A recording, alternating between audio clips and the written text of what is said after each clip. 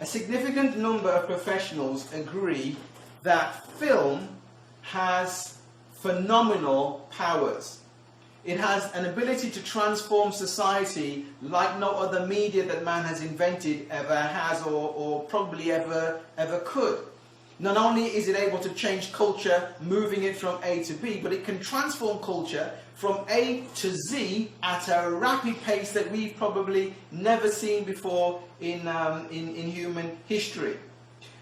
I'd like to talk to you about a film that was released this week. I think what I'm about to say is going to have some importance, be of interest to Seventh-day Adventists and those individuals who understand what Seventh-day Adventists have presented as the end time scenario.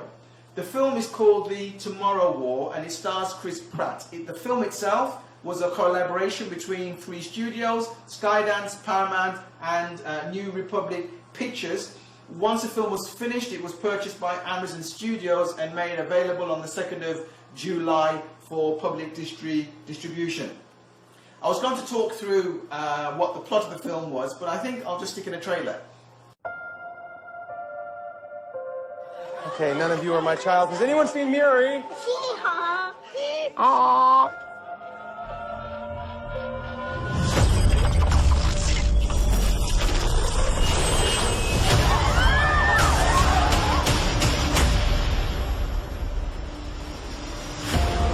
We are fighting a war 30 years in the future. Is this a joke? Our enemy is not human. We need you to fight. I got drafted. I will be back. Why is this happening? What about the teachers' deferment and the veterans' deferment? If I don't go, they're going to draft you in my place. But if something does happen to me, you and Miri will be taken care of. If something happens to you, Dan, 70% of draftees do not return. Sometimes a man does what's best for his family, not himself. Move your shirt, please. Then what's this for? It's just a test. Oh, a seatbelt. Was it a driving test? No? You don't have jokes in the future? This device facilitates your jump to and from the future war. 1 minute to jump. Oh, here, buddy. Take that. You just look around like that. How are you so calm? Long story. You ex-military? Yeah. Kind of a short story, I guess. 3, 2, 1. In 11 months' time, all human beings in the future will be wiped from the face of the earth. Unless you help us. I was trying to save my daughter. If I gotta save the world to save her, then I'm gonna do it. This is the end. The human species will disappear from the face of the earth. We are literally living on borrowed time. There's still a chance that we can stop this war from ever happening. So we gotta fight.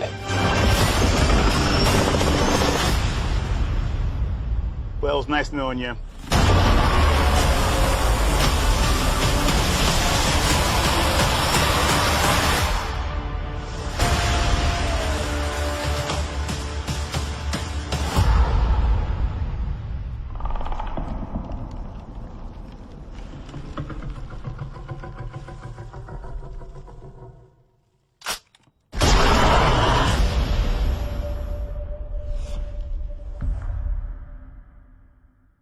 So you've seen the trailer, so why on earth is this of interest? Well, there's a lot of things that you could unpack from this film, to be honest, which I'm not going to. I mean, there are references here to a satanic Santa. If you go through the film, there's a suggestion made in it about vegetarian food being a clear sign of the end. Some of the imagery as well, certainly with the wormhole that's created to transport people from one time slot to another, is very interesting. Take a look. 3, 2, 1. In 11 months' time, all human beings in the future will be wiped from the face of the earth.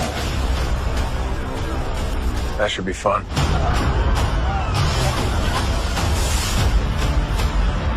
Welcome to the future. So when I saw this CGI inside the film, it automatically triggered in my mind pictures of the images that I'd seen the evangelicals use when they're looking to describe the rapture. and you have a lot of electricity and light and people floating up into the sky. And it seems to be very much the same kind of scene with clouds that they've represented in the film. But of course, as Adventists, we don't believe in the rapture, so why on earth is this film of interest to Adventists? In just over half an hour into the film, the timestamp is there. There's a very interesting explanation being given about the alien species and their cultural habits. Have a listen to this. Every 6 days, the white spikes disappear. They crawl back into their nests. We call it the Sabbath, their day of rest. And that's when we insert troops. Did you get that? So, the aliens that they're fighting in the future are Sabbath-keeping aliens, and the whole world is uniting to fight against them. It says every 6 days the white spikes, that's what they call the aliens, the white spikes disappear, they crawl back into their nests, we call it the Sabbath, their day of rest, and that's when they insert troops. So they take, very much like if you read some of Jewish history, enemies used to start to attack the Jewish people on their feast days and on their Sabbath. And so at one stage they decided to take their weapons to church with them and to fight back on a feast day because they were getting slaughtered. What these guys are doing is exactly that. They're making use of the fact that these creatures are Sabbath keepers. Now this doesn't just happen once in the film. There's another occasion where there's a discussion between the Doctor and Chris Pratt, who is Dan Forrester, who's the lead actor.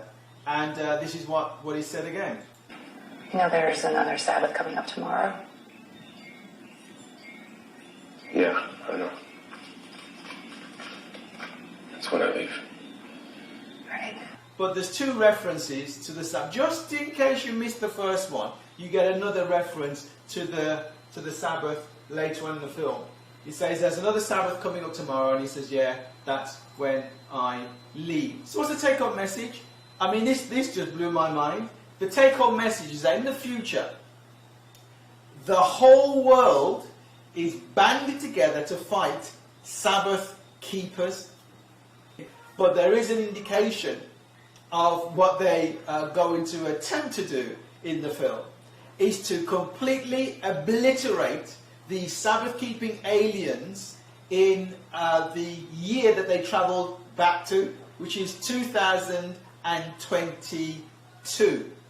Seek to destroy all these Sabbath-keeping aliens. Now, as I said before, film has a very interesting way of changing culture, changing society. What are the odds that as we near the end of Earth's history, you end up with a film that has something so random in it?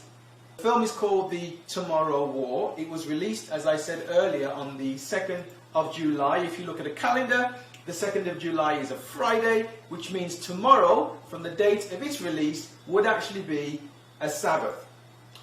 You can call it the Tomorrow War, or I guess you could call it the Sabbath War. Is this coincidence? We've just come through the pandemic and, unless you've been living under a rock, society has dramatically changed.